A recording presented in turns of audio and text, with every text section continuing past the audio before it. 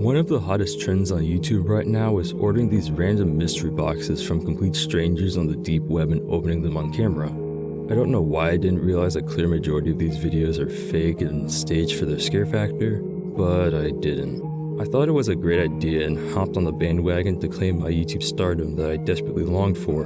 For those who don't know a lot about the deep web, it's simply a part of the internet that isn't accessible from your basic Chrome, Firefox, or Explorer search engines. You must download the encryption program Tor and the Tor browser for starters. It's not illegal to access this part of the internet, but since it's anonymous, a great deal of illegal action happen here. The possibilities are endless.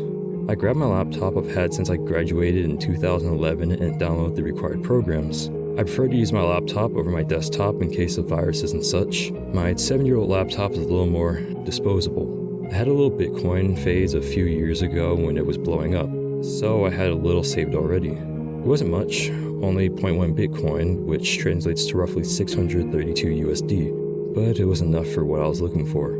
After the downloads were finished, I'd opened the browser and started my journey at the Hidden Wiki website. They provide a lot of useful links to get you started on the deep web. I scrolled through the warnings and gist of what it was and found the links I was looking for. Almost forgot. I muttered to myself as I grabbed the duct tape from my desk drawer. I cut a tiny square piece off the end and placed it over my webcam. Call me paranoid, but I'd rather be safe than sorry. I clicked on the first link and waited what seemed like forever for the page to load. It was another very plain page with a list of popular websites that you could scroll through on the side. I continued my search through the web links until I found a page dedicated to mystery boxes. I wanted to find one around $500 so people knew I meant business on my channel. These were relatively small, staying around the 0.0125 to 0.05 Bitcoin range. I was worried about being scammed. I decided to continue my search after a quick bathroom break. When I came back, I noticed my cursor was off to the side and was able to click on a link that must have matched the background color of the webpage because I couldn't see it. I indulged in my curiosity and hit the link. I was taken to a pitch black page with small white text near the top. I'm selling one random package to any brave enough to receive it for only 0.12 Bitcoin, or best offer. Only one, huh? I thought to myself. I'll shoot my shot. I hit the small payment button and was asked how much I'd like to spend. I entered 0.1 Bitcoin with fingers crossed. The payment went through without any hesitation, and I was instantly met with a chat box asking where I'd like my package sent. I know this wasn't a good idea, and I regret it to this day. But the other YouTubers used their own address often, so I thought nothing of it. I gave them my home address. I waited over a month for the box to come in, 36 days to be exact. It arrived directly on my front porch and was wrapped numerous times in red tape. I'd set my camera on the tripod and adjusted it to show me in the box on this small wooden table.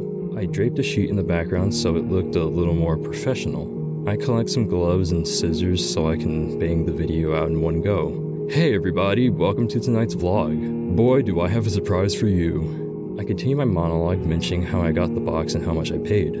Without wasting further time, let's open this deep web mystery box. I grab the scissors and cut along the red tape. I make sure my gloves are on tight and I rip the box open. My brow furrows as I see just one book. Without saying a word, I take the book out of the box. I was pretty annoyed. I spent over $600 on a book. Well folks, looks like we got us a dud. These pages better be made of gold. The outside of the book was old and tattered, and it smelled of mildew and mold. I cracked the book open to the first page and glanced over the contents. It's an old photo album. It smells of old rot. Let's look at these pictures.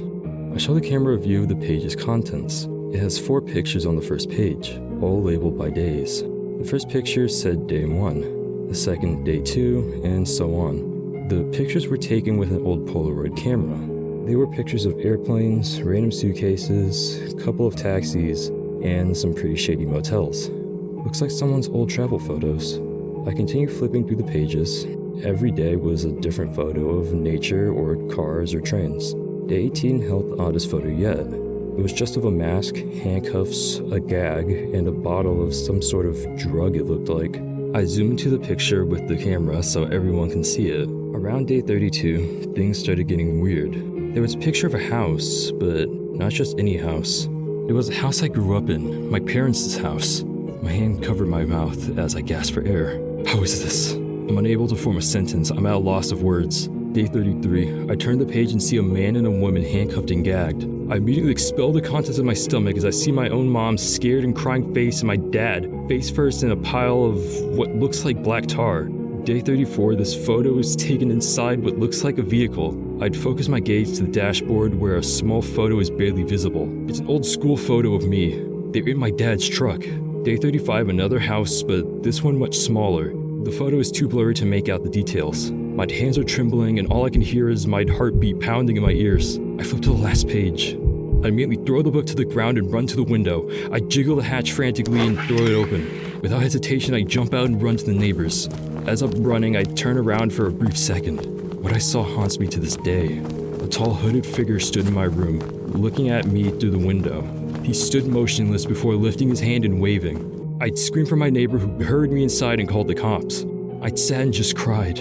I'd cried out of fear for my life. I'd cried for my parents. I'd cried because it was all my fault. My lack of common sense got my parents killed, and I will have to live with that forever. If you access the deep web, do not release any personal information, even if people on YouTube do it. Most of it's not real, and always check your boxes. It would have saved me a lot of trouble if I would have noticed the box I received had no tracking sticker on it. It was hand-delivered.